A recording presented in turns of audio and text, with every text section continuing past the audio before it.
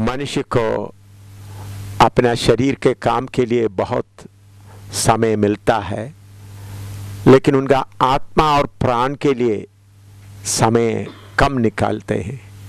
आइए हम थोड़ी देर अपना आत्मा प्राण के लिए थोड़ा समय निकालते हैं। इस वचन को सुनने के लिए जो तैयार बैठे हैं, उन सबों के लिए मैं परमेश्वर का बहुत धन्यवाद देता हूं। आइए सृजनहार परमेश्वर से हम प्रार्थना करें। अपना आंखें बंद करें और सर्वशक्तिमान परमेश्वर से प्रार्थना करें। सर्वशक्तिमान परमेश्वर, आज इस समय तेरा वचन सुनने के लिए आपने हमको मौका दिया, इसलिए धन्यवाद देते हैं। जो भाई बहन ये वचन सुनता है, उनके लिए मैं आपको धन्यवाद देता हूं। प्रभु, तेरा वचन अच्छी तरह समझने के लिए उनको कृपा दे। उनका बुद्धि को, मन को बांध कर रखने वाला हर अंधकार का शक्ति को मैं आज्ञा देता हूं, उनका मनों को छोड़ दे। उनका मनों को मैं खोल देता हूं, ताकि सर्वशक्तिमान परमेश्वर का रोशनी उन पर चमके। प्रभु, एक एक से आप बात कर। सर्वशक्तिमान परमेश्वर के नाम से मांगते हैं, आमीन। आइए इस वक्त बहनों के द्वारा एक भजन सुने। परम पिता की हम स्तुति गाएं, वो ही है जो बचाता हमें। परम पिता की हम स्तुति गाएं, वो ही है जो बचाता हमें।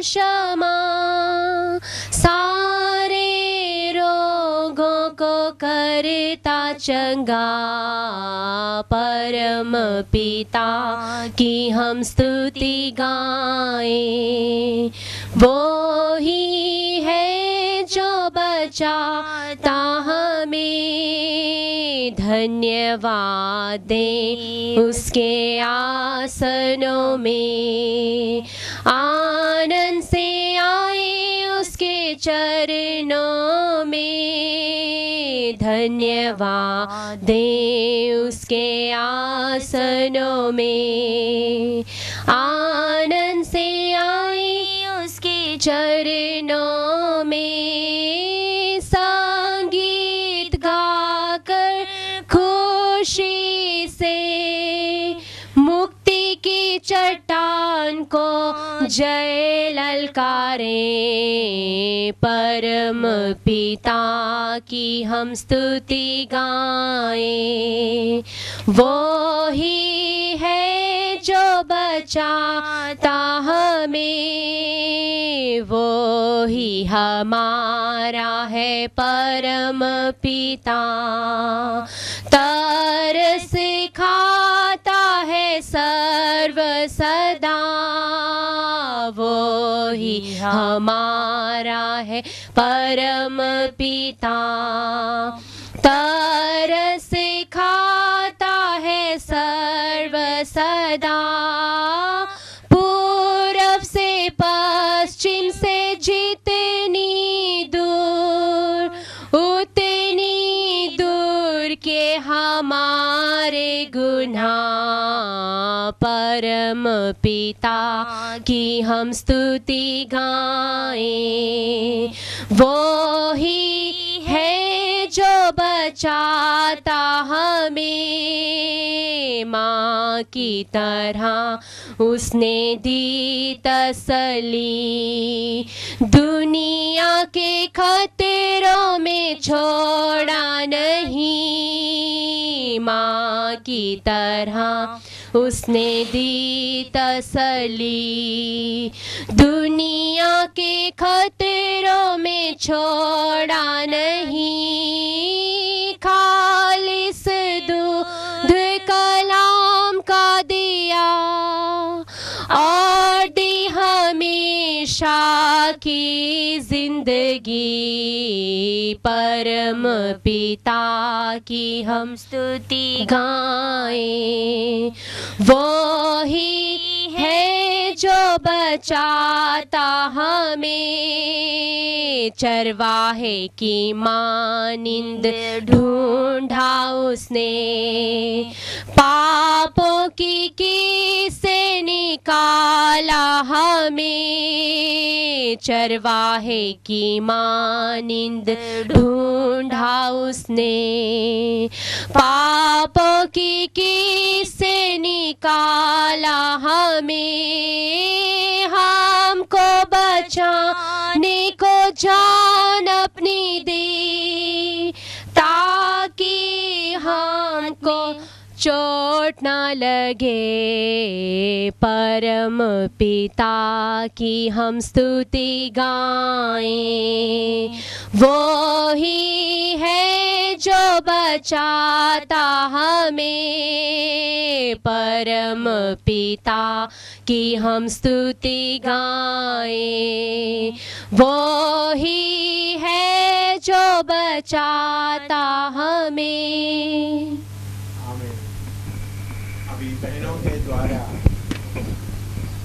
आप गीत सुना है।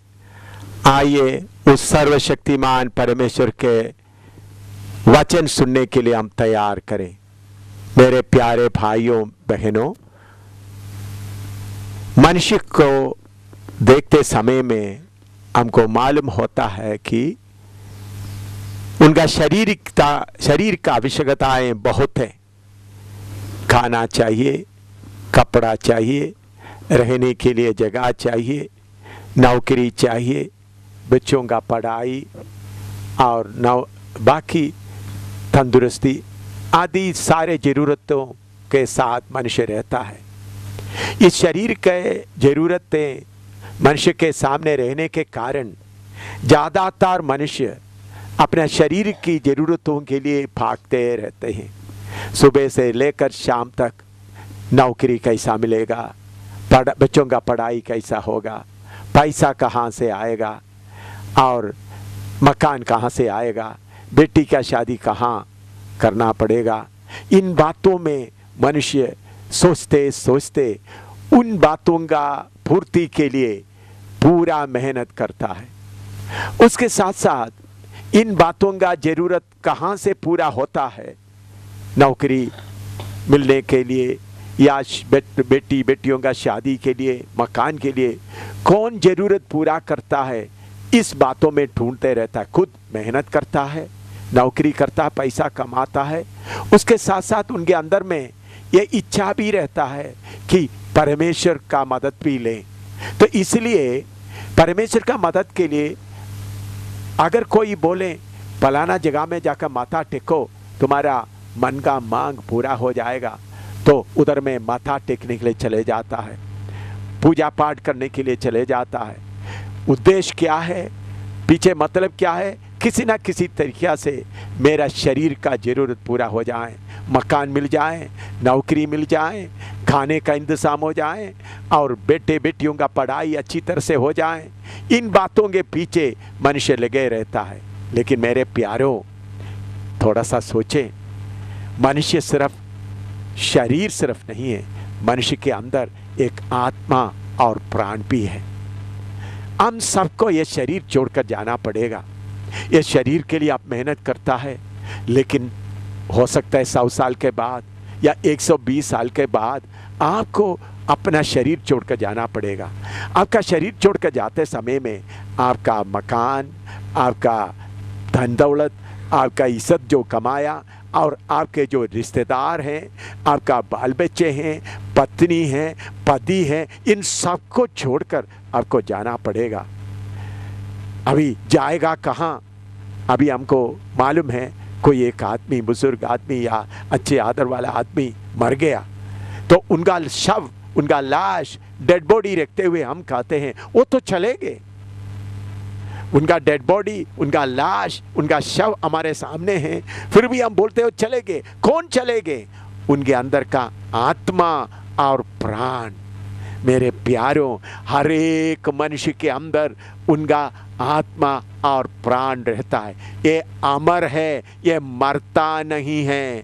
आपका शरीर मरता है, उस शरीर को कुछ लोग अपना रिवाज के अनुसार दफन कर देता है, कुछ लोग अपना रिवाज के अनुसार जला देता है।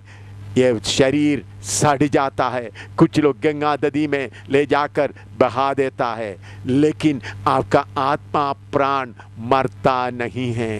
ये आत्मा प्राण कहाँ जाएगा? शरीर के लिए अपना मेहनत करके सब कुछ उनको संतुष्ट रखा, अच्छा बिस्तरा दिया, अच्छा मकान दिया, अच्छे रिश्तेदार दिया, अच्छा इज्जत दिया और अच्छा खाना देकर शरीर को अपने तंदुरुस्त रखा है, लेकिन आपके अंदर में जो आत्मा प्राण है वो ये शरीर छोड़कर कहाँ जाएगा? देखो मेरे प्यारों, मनुष्य के अंदर में जो आत्मा प्राण है उसके बारे में थोड़ा सा मैं आपको समझाना चाहता हूँ। मनुष्य के अंदर में एक आत्मा है, इस आत्मा के अंदर एक विवेक है।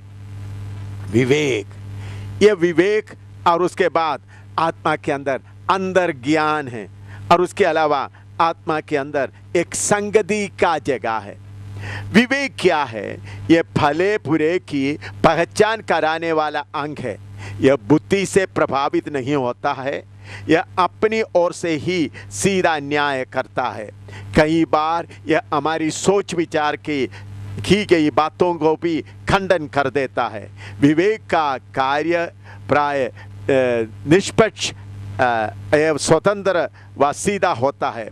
यह बाहरी परिस्थितियों से प्रभावित नहीं होता। यदि कोई मनुष्य गलती करता है तो उसका विवेक उसे दोषी ठहरा देता है। परमेश्वर मनुष्य से उसके विवेक के द्वारा बातें करता है। प्यारों, मनुष्य को ही सिर्फ परमेश्वर विवेक दिया है, जानवरों के अंदर ये विवेक नहीं है।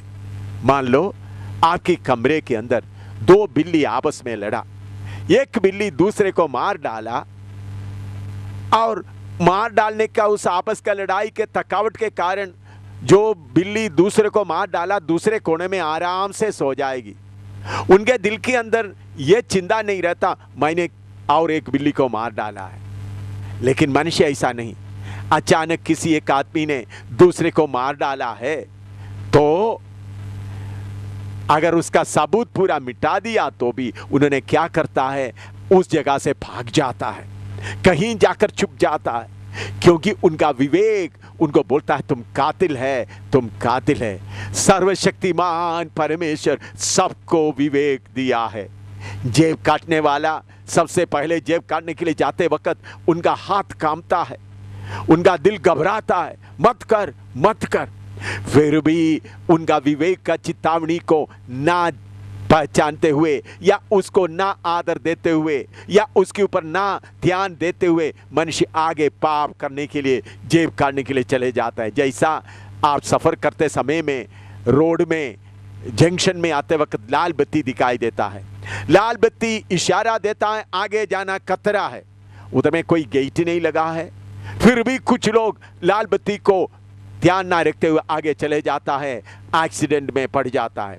विवेक इसी मुताबिक हर एक मनुष्य को चेतावनी देता है। मैंने काफ़ी ऐसा लोगों से बात किया है, पहले जेब काटने के लिए शुरू करते वक्त डर लगता है, लेकिन आस्ता आस्ता वो डर का उस विवेक के द्वारा जो डर आता है उसको छुपा लेता है, फिर बाद में विवेक उस चेतावनी देना बंद कर देता है। पहले बार किसी को मार डालने के लिए जाते वक्त इतना घबराहट होता है, इसलिए लोग शराब पिलाता है, नशा करता है ताकि वो घबराहट भूल जाकर मार डाले। लेकिन आस्ता आस्ता जब विवेक का आवाज़ को नहीं पहचानता है तो फिर मार डालने में रह जाता है। मनुष्य को ही सिर्फ परमेश्वर विवेक दिया है, जानवरों के अंदर विवेक नहीं है। जानवरों के अंदर बुद्धि है, जानवरों के अंदर डर है, लेकिन विवेक नहीं है। जानवर को मालूम है, कुत्ते और जिस जानवर को आप पालता है उनको मालूम है अगर ऐसा करेगा तो मुझे मार पड़ेगा, ये बात मालूम होता है। लेकिन मैं पापी बनता हूँ, मैं गलती कर देता हूँ, कैसे उनका विवेक के द्वारा चेतावनी नहीं मिलता। मनुष्य भाई बहन, आपको विवेक हमेशा चेतावनी देता रहता है।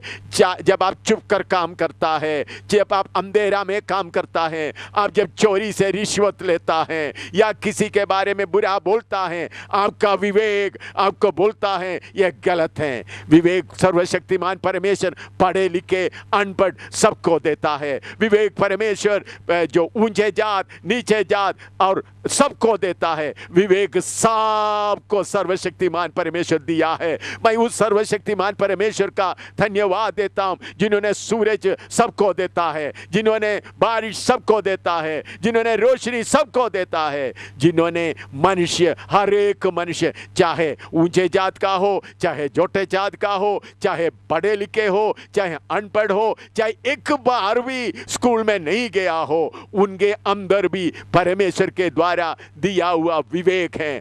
आज जब आप ये वचन सुनता है, आपका विवेक आपको कहता है ये सुन लो, ये तुम्हारे फायदे के लिए है। लेकिन अगर आप सोचते हैं विवेक की बातों को मैं क्यों सुनूं, तो आस्ता आस्ता आपको सुनने का मन घट जाएगा। लेकिन याद रखना मेरे प्यारे भाई, शरीर के लिए आप भागते रहते हो, शरीर की इज्जत के लिए भागते रहते हो, शरीर की खुशी के लिए भागते रहते हो, धन दौलत के लिए खुशी के लिए भागते रहते हो, अपना पत्नी को खुश करने के लिए भागते रहते हो, आपका पति को खुश करने के लिए भागते रहते हो, आपका माँ बाप को खुश करने के लिए भागते रहते हो, अपनी इज्जत के लिए भागते रहते हो। लेकिन मौत जब आपके सामने आएगा तब ये सब आपसे हट जाएगा।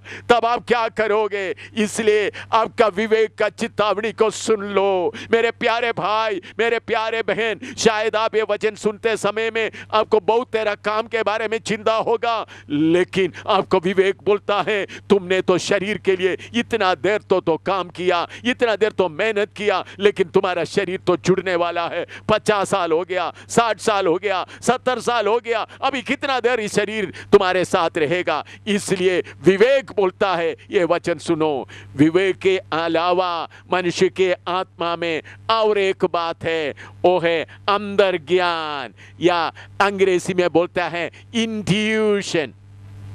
अंदर ज्ञान क्या है? ये तुरंत अंदर ज्ञान देने वाला अंग है। इस अंग का परमेश्वर व शैतानी आत्मिक जगत दोनों इस्तेमाल करता है। अंदर ज्ञान के द्वारा ही परमेश्वर की ही पहचान होती है। मनुष्य के अंदर एक अंदर ज्ञान है, उस अंदर ज्ञान में सर्वशक्तिमान परमेश्वर भी संबंध रखता है। दूसरा, इस दुनिया में शैतान और उनका शक्तियां हैं, उनके आत्माएं हैं, वो भी कुछ कुछ बातें बोलता है। आजकल सवाल क्या हो जाता है, आप जो आवाज़ सुनता है ये सर्वशक्तिमान परमेश्वर का आवाज़ है या शैतान जो आपको गुमराह करने के लिए आता है उनके आवाज़ से करके आप पहचाना बहुत ज़रूरी है। बहुत लोग परमेश्वर की आवाज़ जो अंदर ज्ञान से आता है, जो बाहर से जो आत्माएं, करोड़ों करोड़ों आत्माएं जो उनको ज्ञान देता है, जो उनको खुशी देता है, को कभी कभी दूर दूर ले जाता है, ये परमेश्वर का आत्मा है या शैतान की आत्मा धोखे देने के लिए परमेश्वर का रूप लेकर आया है, ये लोग पहचानता नहीं है। इन बातों के बारे में मैं आगे आपको बताना चाहता हूँ। इसलिए मैं आज आपको बताता हूँ मेरे प्यारे भाई बहन, जो आवाज़ आपके अंदर में आता है, अंदर ज्ञान से आता है, जांच कर देखना है ये सृजनहार का आवाज़ है या कोई शैतान की बाहरी आत्मा मुझे धोखा देने के लिए, मुझे आग की झील में ले जाने के लिए, मुझे नरक में ले जाने के लिए कर रहा है करके पहचानना बहुत ज़रूरी है। तीसरा है, मनुष्य के अंदर में है एक संगति या फेलोशिप का जगह आत्मा में। इसे परमेश्वर के साथ भी संगति कर सकते हैं या शैतान के साथ भी संगति कर सकता है। मेरे प्यारों, ये संगति करने का मनुष्य के आत्मा के अंदर जगह है, उसमें सर्वशक्तिमान परमेश्वर का संगति भी हो सकता है। लेकिन अगर आप मनन करेगा तो दुष्ट आत्मा से भी संगति हो सकता है। जब आप बैठ करके थोड़ी देर मेडिटेशन कर देता है। अपना मन को सीधा रखते मेडिटेशन करते वक्त आपका आत्मा उड़ते उड़ते, कुछ लोग आत्मा माथे पर आ जाता है, कुछ लोग आत्मा सिर के ऊपर आता है। बाहर हजारों आत्माएं हैं, उस आत्मा से आपका संबंध हो जाता है। जब उस आत्मा के साथ आपका संबंध हो जाता है तब आपको अच्छा लगता है। आप सोचेंगे वो तो मैं परमेश्वर के साथ ही संबंध रखा हुआ है, क्योंकि आपको ऐसा लगेगा, आपका शरीर हल्का हो जाता है, आपको कुछ रोशनी दिखाई देता है, कुछ अजीब सा लगता है। कुछ लोग ऐसा एस्ट्रल ट्रैवल भी करता है, एक जगह से दूसरा जगह भी जाता है। मेरे तजुर्बा में मैं ऐसा करने वालों को बहुत लोगों से मिला है, उन मेडिटेशन करने वाले बुजुर्गों से, नौजवानों से मिला है। उन लोग बोलते हैं हमको खुशी मिल जाता है, आनंद मिल जाता है, लेकिन मैं उनको जांचते समय मुझे मालूम हुआ वो सर्वशक्तिमान असली परमेश्वर से नहीं बल्कि झूठे दुष्ट आत्मा उनको खुशी देता है। कुंडलिनी के द्वारा, सिल्वर कोड के द्वारा बाहरी आत्मा से संपर्क कर देता है। लेकिन मेरे प्यारों, आज शायद आपको भी ये मेडिटेशन द्वारा ये मिलता होगा, आपको थोड़ी देर अच्छा लगेगा, थोड़ी देर मन में शांति लगेगा, थोड़ी देर आप बाकी लोगों के सामने शक्तिशाली होगा। हो सकता है आपको बाहर की बातें मालूम हो जाता है, गुप्त बातें मालूम हो जाते हैं, किसी ने चोरी किया वो बातें मालूम हो जाते हैं। लेकिन मेरे प्यारों, ये सब परमेश्वर की ओर से नहीं। आप याद रखना, करोड़ों करोड़ों दुष्ट आत्माएं इस धरती में घूमता रहता है और उस मनुष्य के साथ संपर्क करने के लिए बहुत इच्छुक है। अगर आप थोड़ी देर मेडिटेशन करेगा, आपका आत्मा आपका माथे पर आएगा, आपका सिर पर आएगा, आपके साथ संबंध जोड़ देगा, तो फिर आपको बहुत अच्छा लगेगा। लेकिन आपका जीवन में कोई तब्दीली नहीं होगा, आपके अंदर में वो लालच उधर ही रहेगा, आपके अंदर में बड़ापन का इच्छा उधर ही रहेगा, झगड़ा करने की इच्छा उधर ही रहेगा। बाहरी तौर पर अब बड़ा संत दिखाई देगा, लेकिन अंदर ही अंदर ये बातें आपके अंदर बना रहेगा। वो धोखा है, आपको नरक में लेके जाएगा। लेकिन जब सर्वशक्तिमान परमेश्वर से एक व्यक्ति का संबंध हो जाता है, तब उनको दुश्मनों को प्यार करने का मन आता है। अपना बड़ापन कभी नहीं चाहता, लोग मुझे इज्जत दें, अपना नाम के लिए कोई मन नहीं रहता, पैसा कमाने के लिए कोई मन नहीं रहता, अपना बड़ापन के लिए चिंता नहीं होता, अपना फायदे के लिए चिंता नहीं होता, बल्कि पवित्र जीवन बिताने के लिए, बाकी लोगों का सेवा करने के लिए। फिर उनके मन में आता है, मैं कौन हूं, मैं तो थोड़ी देर का पानी के बुलबुले की तरह हूं, मैं इधर से चले जाना है, तो अपना बड़ापन के लिए कुछ नहीं करेगा। तो इसलिए मेरे प्यारे भाई, आप थोड़ा सोच लें। आप शायद मेडिटेशन के द्वारा बहुत शक्ति पाया हुआ आदमी होगा, लेकिन मेरा भाई तुम धोखे में हैं, मेरा बहन तुम धोखे में हैं। तुमको तो अच्छा लगता है, रोशनी दिखाई देता है, खुशियां मिलता है, आप इधर से शायद अमेरिका तक जाते भी होंगे, आप शायद जापान तक जाते भी होंगे, आपका शरीर छोड़कर आपका आत्मा उधर तक जाते होंगे, लेकिन वो सब सर्वशक्तिमान परमेश्वर नहीं है। क्योंकि मैं मेडिटेशन करने वालों के साथ बहुत संपर्क किया है, ऐसा बहुत लोगों को छुड़ाकर आगे लाने के लिए सर्वशक्तिमान परमेश्वर ने कुर्बान दिया है। इसलिए मैं आज आपको बताना चाहता हूं, सारे आत्मा आपको जो संपर्क में मिलता है वो सही नहीं है। आपका जानकारी के लिए मैं एक अनुभव बताना चाहता हूं। कुछ साल पहले मैं अबोहर नाम शहर में, पंजाब अबोहर नाम शहर में प्रचार कर रहा था।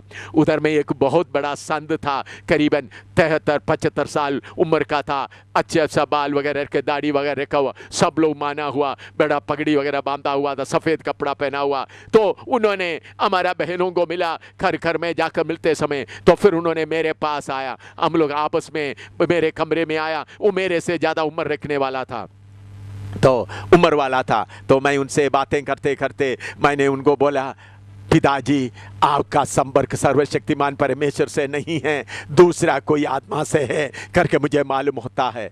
तो उन्होंने मेरे से बोला नहीं नहीं। तो मैंने बोला मैं आपका यह संपर्क को काट सकता हूँ। तो उन्होंने बोला दुनिया में कोई काट नहीं सकता। तब मैंने बोला सर्वशक्तिमान परमेश्वर के नाम से यह संपर्क कट जाए। ओ भाई, यह संभव अकेला कमरे में नहीं हो रहा है, करीबन 20-25 लोग बैठे हुए हैं, उनके सामने ये बातें हो रहा है। एकदम उनको एक झटका हुआ। तो उसके बाद वो कुर्सी में बैठे हुए वो बुजुर्ग नीचे बैठ गया, फिर मनन करने लगा, कोई संपर्क नहीं हुआ। फिर आपको माल में उठकर कच्चा कच्चा गाली देने लगा, पंजाबी में मुझे कच्चा कच्चा गाली देने लगा। इसके पहले तो बहुत अच्छा संत होकर रहने वाला कच्चा गाली देने लगा। फिर उधर से दौड़कर अपना घर में गया। उधर में एक जर्सी गाय था, वो जर्सी गाय नीचे गिरकर मर गया, क्योंकि जो दुष्टात्मा इनसे निकला, वो दुष्टात्मा जो इनको कंट्रोल कर रहा था, वो जर्सी गाय को मारकर चले गए। उनका पत्नी और उनका बेटी दौड़कर मेरे पास है, करीबन 1 फरलोंग हमारे जिधर मैं रहता है उधर में आया। उन्होंने बोला हमको इस हलाकत से बचा लो। मेरे प्यारों, मैं सिर्फ आपको एक ही घटना बताया है, ऐसे कितने घटना आपको बताने के लिए है। इसलिए जान लीजिएगा, जो आपको खुशी देता है, आप मेडिटेशन करते वक्त में जो आत्मा आपको मिलता है वो सर्वशक्तिमान परमेश्वर का आत्मा है करके आप ना सोचिएगा। मेरे अजीज भाइयों, मैं आपको हाथ जोड़कर विनती करके बताता हूं, आपको जो खुशी देने वाला आत्मा सर्वशक्तिमान परमेश्वर का है करके थोड़ा सा जांच कर देखना बहुत ही जरूरी है, नहीं तो बाद में आपको बहुत काटा पड़ेगा। मैं हाथ जोड़कर बुजुर्गों, मैं आपके खिलाफ नहीं हूं, मैं आपके तरक्की के खिलाफ नहीं हूं, लेकिन आप मेरे प्यारे भाई है, आप मेरे प्यारे बहन है। आपको धोखा ना हो, आपको धोखा ना हो। आपको धोखे से बचाने के लिए मैं आपको प्यार करते हुए ये बात आपको बताता हूं। इसलिए आपका आत्मा को थोड़ा परख कर देखना बहुत जरूरी है।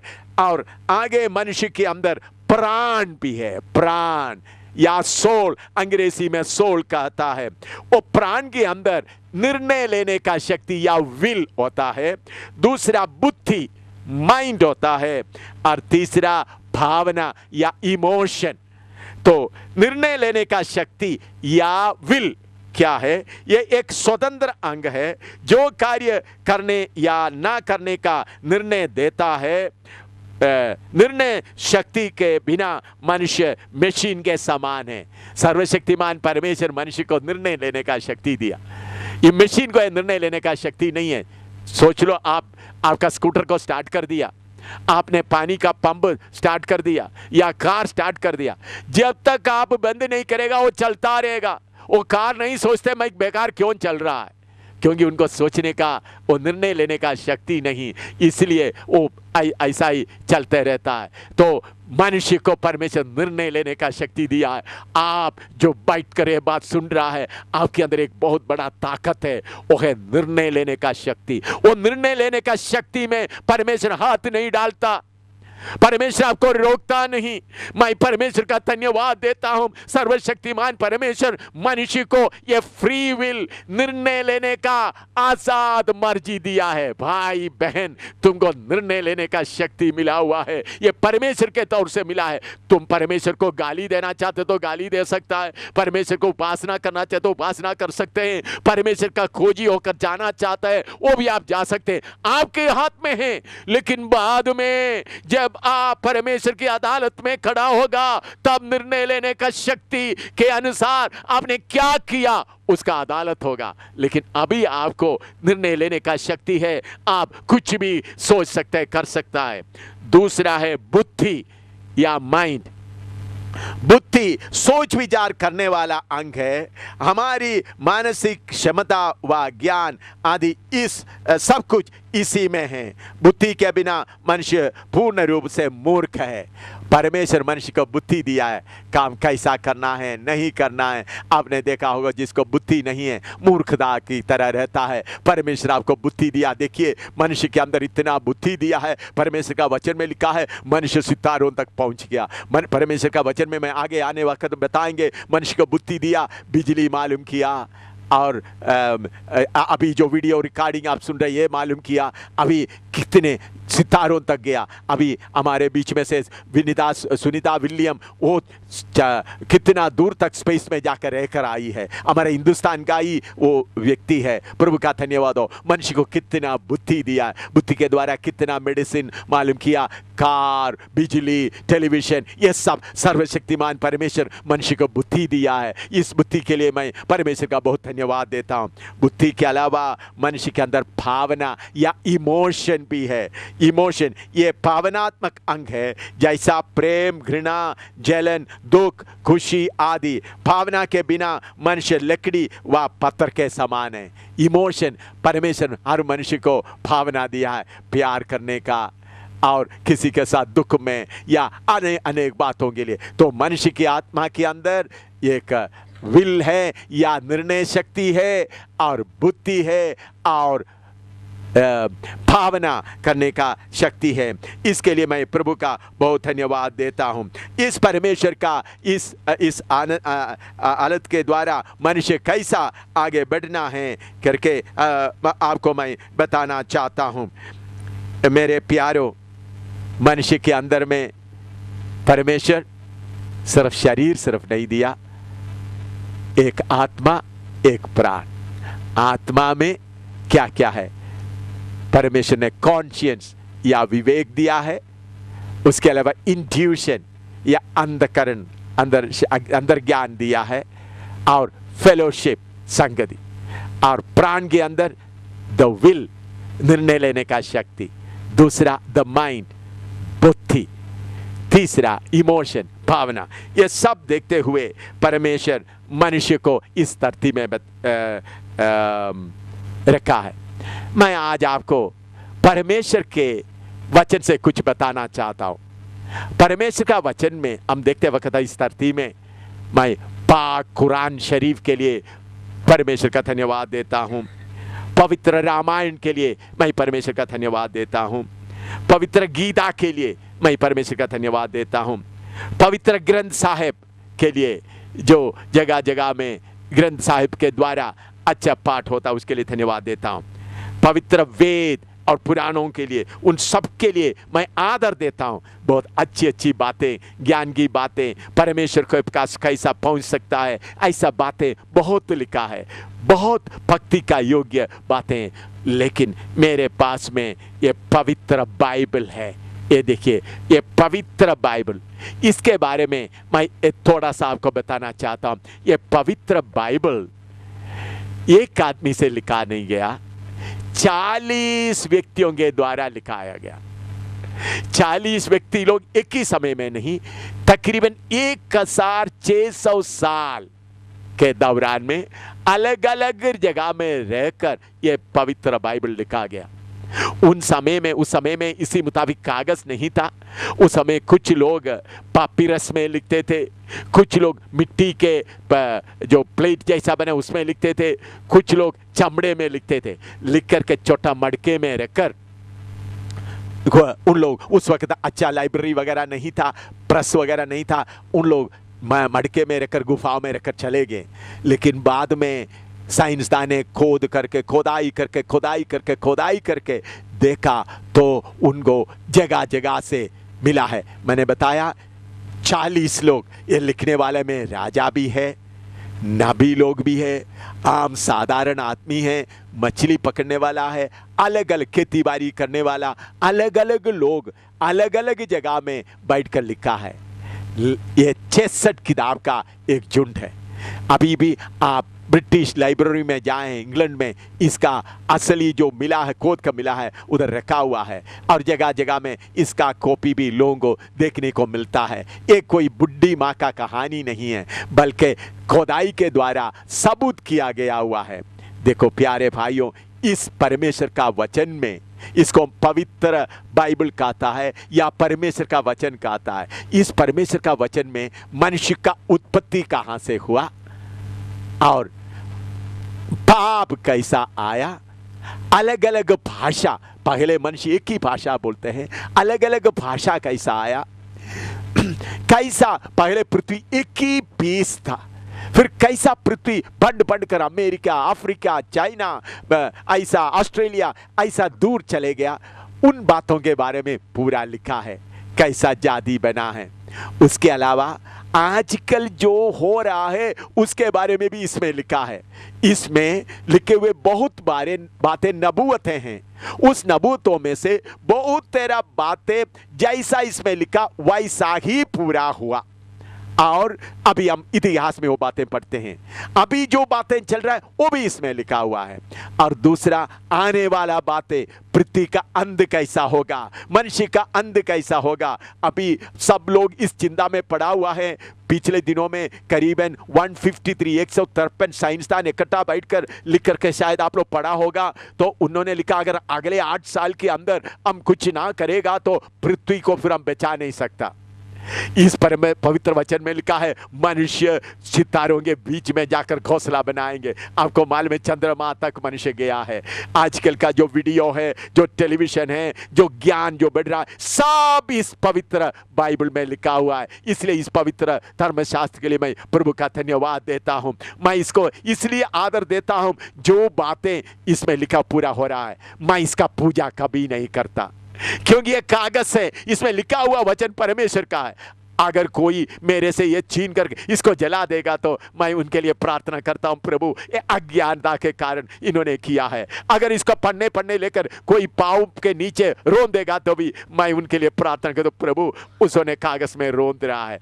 इस किताब को, इस पवित्र बाइबल को बचाने का काम मेरा नहीं है, सर्वशक्तिमान परमेश्वर का है। इस पवित्र बाइबल को बचाने के लिए मैं कुछ भी करने का जरूरत नहीं, सर्वशक्तिमान परमेश्वर ही वो पूरा बचाने का काम करता है। कितने लोग इस बाइबल को जलाने के लिए कोशिश किया, कितने लोग इस बाइबल, कुछ लोग बोला ये बाइबल थोड़ी देर का है, आगे कोई नहीं पढ़ेगा, तो ऐसा लोग मार के चले गया। फिर भी ये दुनिया भर में, आज दुनिया भर में सबसे ज्यादा भाषाओं में तर्जुमा किया हुआ किताब सिर्फ पवित्र बाइबल है। 2226 भाषाओं में तर्जुमा किया हुआ है। आज दुनिया में सबसे ज्यादा बिकने वाला किताब ही पवित्र बाइबल है। हम इसका पूजा नहीं करता। अगर आपको अच्छा लगता है तो ये किताब आप लेकर पढ़ सकता है। इस पवित्र बाइबल के द्वारा परमेश्वर मनुष्यों से बातें करता है। मैंने तो बहुत आदरणीय किताबें पढ़कर देखा है, मैं उन किताबों को आदर भी देता हूं, लेकिन इस पवित्र बाइबल जब पढ़ते समय में मुझे ऐसा लगता है परमेश्वर मेरा आत्मा और मेरा प्राण से बातें करता है। आइए सुनिएगा परमेश्वर का वचन क्या कहता है। यशायाह नबी पहला अध्याय उसका 2 और 3। परमेश्वर का वचन यशायाह नबी पहला अध्याय उसका 2 और 3 अभी पढ़कर सुनाते हैं। हे स्वर्ग सुन और हे पृथ्वी कान लगा, क्योंकि यहोवा कहता है मैंने बाल बच्चों का पालन पोषण किया और उनको बढ़ाया भी, परंतु उन्होंने मुझसे बलवा किया। बैल तो अपने मालिक को और गधा अपने स्वामी की चरनी को पहचानता है, परंतु इस्राएल मुझे नहीं जानता, मेरी प्रजा विचार नहीं करती। मेरे प्यारो, परमेश्वर का वचन क्या कहता है? बैल अपना मालिक को पहचानता है, गधा जिसको बिल्कुल बुद्धि नहीं है वो अपना स्वामी का चरनी को पहचानता है। मनुष्य अपना सृजनहार को नहीं पहचानता। यह परमेश्वर का आवाज है। मेरे आवाज सुनने वाले मेरे भाई, मेरा बहन, क्या आपने अपना सृजनहार को पहचाना है? यह ठीक बात है, आप परमेश्वर का पूजा करता है, जैसा बाप दादों से जो रीति रिवाज मिला है उसके अनुसार आप पूजा पाठ करता है। वो गलत है करके मैं नहीं कहता हूं, लेकिन क्या आपने अपना मालिक को पहचाना है? बैल अपना मालिक को पहचानता है, गधा अपना स्वामी का चरनी को पहचानता, लेकिन मनुष्य अपना मालिक को नहीं पहचानता। मनुष्य को सिर्फ एक ही मतलब है, कैसा मेरा जरूरत पूरा होगा। किधर माथा टेकने से मेरा जरूरत पूरा होगा, किधर माथा टेकने से मेरा बिजनेस अच्छा होगा, किधर माथा टेकने से मेरा बेटी का शादी होगा, किधर माथा टेकने से मुझे पैसा मिलेगा, किधर माथा टेकने से मुझे शांति से पति के साथ रहेगा। ऐसा शरीर की बातों के लिए मनुष्य घूमते घूमते रहने के कारण धोखा देने वाला अंधकार का शक्ति परमेश्वर के रूप में बैठते हुए मनुष्य को धोखा देता है। मनुष्य क्या हुआ है, यशायाह नबी इस पवित्र वचन में लिखा हुआ है। यशायाह नबी 53 अध्याय उसका 6 पद, यशायाह 53 वर्स 6। हम तो सब के सब भेड़ों की नाई भटक गए थे, हम में से हर एक ने अपना अपना मार्ग लिया और यहोवा ने हम सबों के अधर्म का बोझ उसी पर लाद दिया। हाँ मेरे प्यारे भाई बहन सुन लीजिएगा, सर्वशक्तिमान परमेश्वर नबी के द्वारा कहता है सब मनुष्य भटक गए। जब भेड़ों को चराता है, आप लोग जो पहाड़ी इलाकों में रहने वालों को मालूम है, भेड़ों को चराता है, चरवाहा नहीं तो कुछ भेड़ इस तरफ जाता है, कुछ भेड़ उस तरफ जाता है, तितर बितर हो जाता है। इसी मुताबिक मनुष्य सब अपने अपने मार्ग लेकर घूम रहा है, भटक गया है।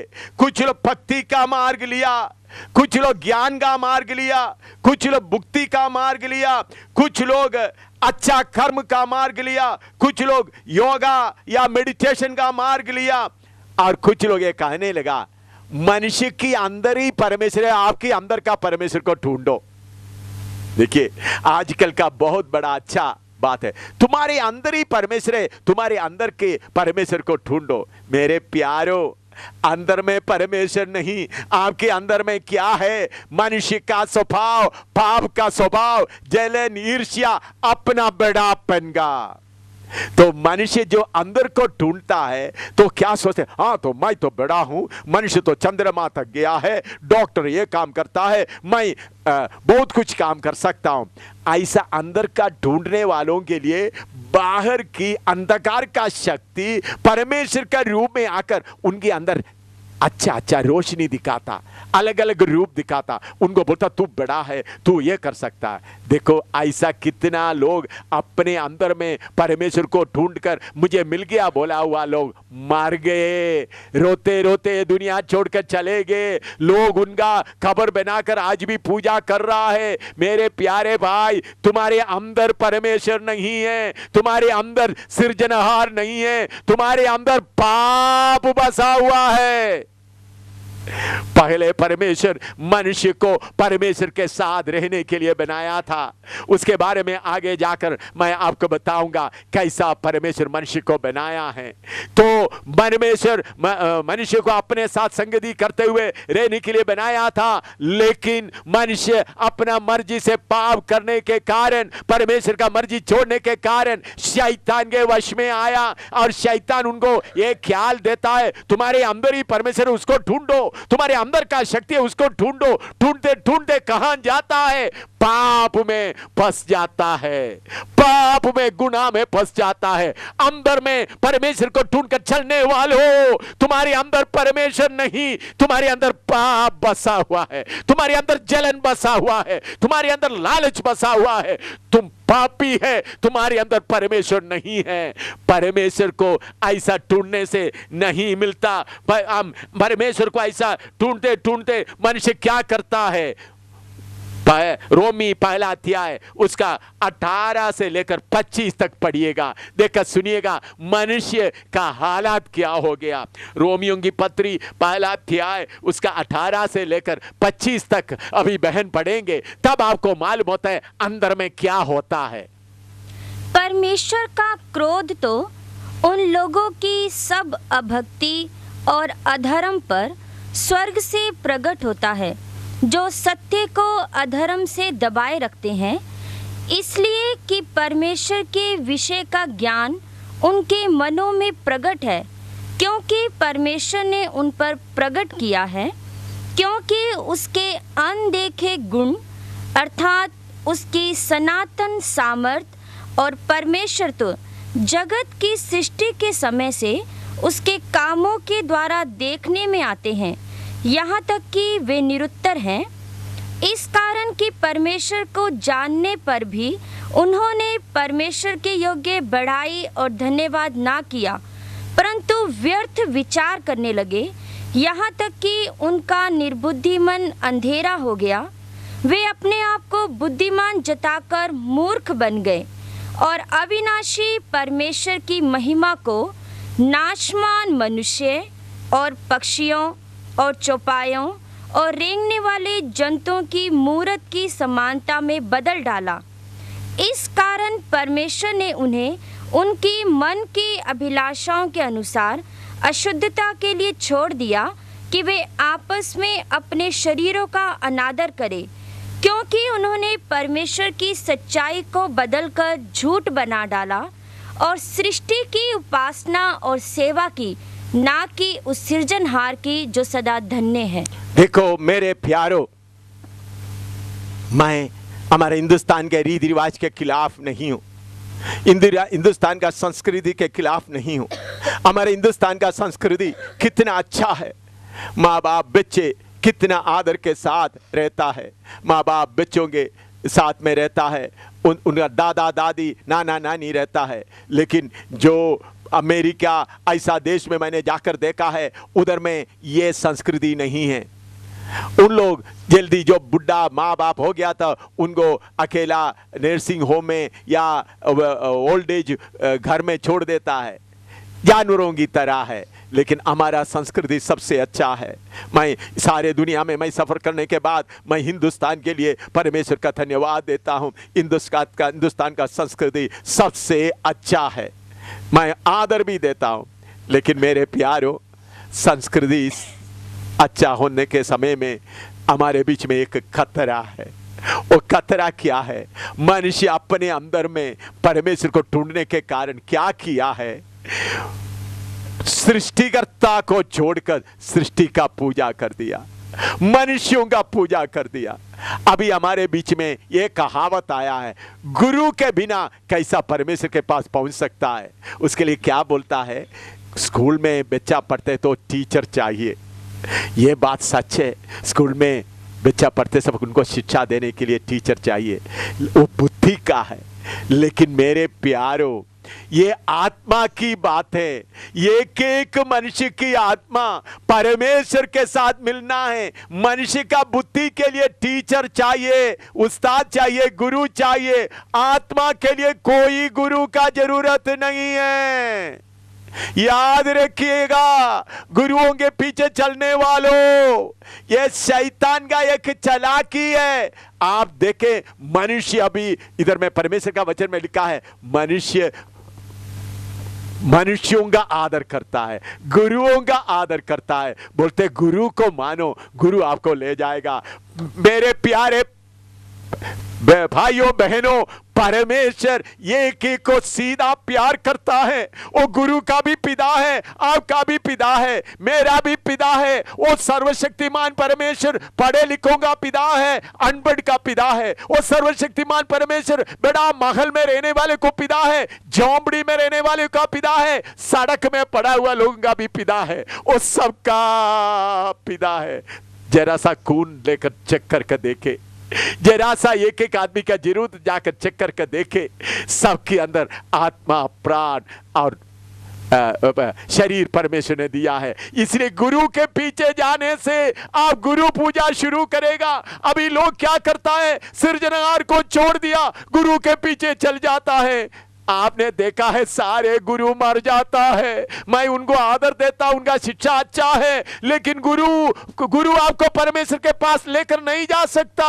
मैं आपको परमेश्वर के पास लेकर नहीं जा सकता। मैं सिर्फ परमेश्वर का आवाज आप तक पहुंचा देता हूं, ताकि आप अपने विवेक के द्वारा, अपने बुद्धि के द्वारा उसको पहचान कर उस परमेश्वर के पास सीधा आ जाए। मनुष्य क्या करे, अपने अंदर में परमेश्वर को ढूंढते ढूंढते क्या कर दिया, अलग अलग रूप में पढ़िएगा। परमेश्वर का वचन में लिखा है यशायाह नबी 44वां अध्याय उसका 9 से 18 तक, यशायाह 44वां अध्याय उसका 9 से 18 तक, आइसैया 44 9 to 18। जो मूरत खोद कर बनाते हैं वे सब के सब व्यर्थ हैं, और जिन वस्तुओं में वे आनंद ढूंढते उनसे कुछ लाभ ना होगा। उनके साक्षी ना तो आप कुछ देखते और ना कुछ जानते हैं, इसलिए उनको लज्जित होना पड़ेगा।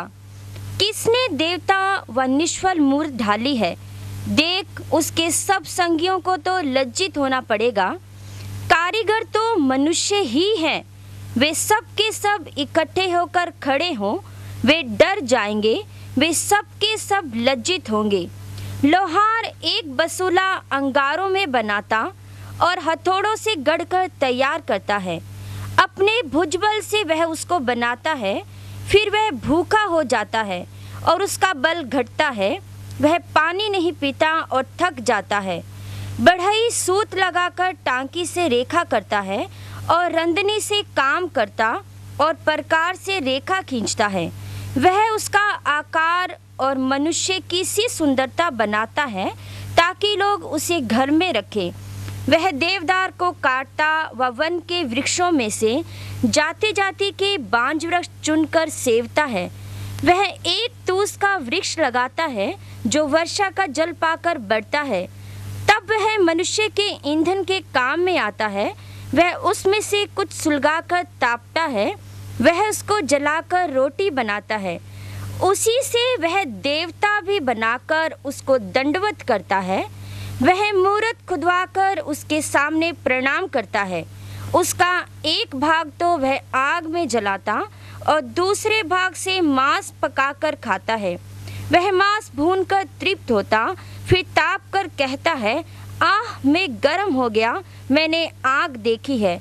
और उसके बचे हुए भाग को लेकर वह एक देवता अर्थात एक मूरत खोद कर बनाता है। तब वह उसके सामने प्रणाम और दंडवत करता और उससे प्रार्थना करके कहता है, मुझे बचा ले क्योंकि तू मेरा देवता है। वे कुछ नहीं जानते ना कुछ समझ रखते हैं। वे कुछ नहीं जानते या समझ रखते हैं, क्योंकि उनकी आंखें ऐसी मूंदी गई है, उनकी आंखें ऐसी बूंदी गई है कि वे देख नहीं सकते, और उनकी बुद्धि ऐसी कि वे बूझ नहीं सकते। हाँ, देखिए मेरे प्यारों, देखिए मैं किसी के ऊपर दोष लगाने के लिए नहीं, आप देखते होंगे हमारे हाईवे में, सड़कों में कितने मूर्तियों को लोग बना कर रखता है। लोग उधर जाकर उसको खरीद कर अपने घर में ले आकर रखता है, फिर उसके बाद उसके सामने माथा टेकते, मुझे बचा ले।